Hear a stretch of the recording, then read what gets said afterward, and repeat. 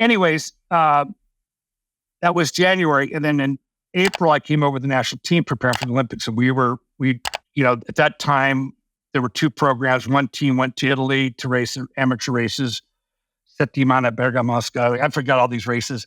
And then I went to the French program, which we raced a race called Circuit des Ardennes, which I just talked to Stephen Roche yesterday, 2 days ago.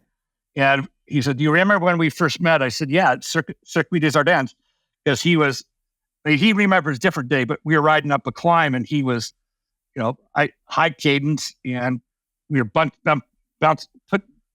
pushing each other, trying to get in position. And he remembered another deal where I was probably fighting with him again for position. And I was, I guess, very aggressive with him. He grabbed my handlebar and said, "You do that again, I'm taking you down." So anyways, and I was at that race. I wanted to stage in this. We landed the day before. I'm so jet lagged, but I wanted to stage there. I think I was third overall. And then we drove from Circuit des Ardennes to Circuit de la Sarthe, which at that time, there were two Pro-Am races.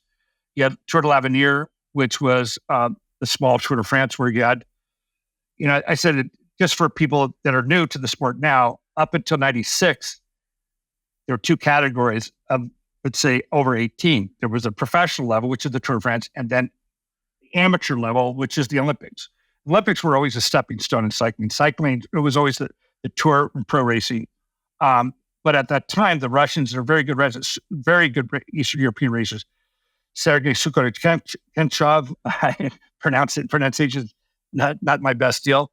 But these guys were really great pros. And so the two times they were able to compete was Circuit de la Sarthe in April of 1980, and then Tour de l'Avenir, which would be in September.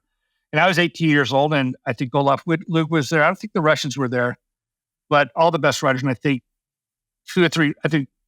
second or third place rider in the Tour de France was there. Anyways, I ended up winning that stage race.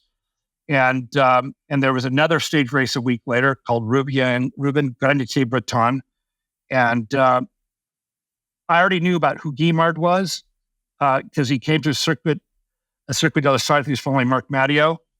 Anyways, and he ended up following the last stage, and I was in a break with the Russians. We were 5 minutes up, and I had a flat tire, and we were sponsored by a French bike company called Lejeune, and the guy ended up having to get gas while we were in the breakaway, and I had no wheel change, and I ended up losing a minute or two. The Belgians gave me a wheel change, and I realized I'm 2 or 3 minutes down. I'll never catch up, and I was so pissed at the mechanic, and he kept smiling. He said, "Oh, keep going. You'll get 5th place." And I said, "5th place?" And he said, "You got to do this for your sponsor." I said, "Do it for my sponsor. You screwed me."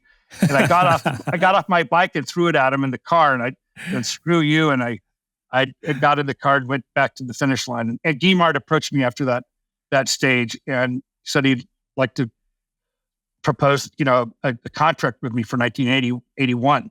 So that was my dream. And I knew Guimard was the very best team. And I still smile about it because Peugeot was bidding for me. And Guimard offered me 6,000 French francs, which was $1,000 a month.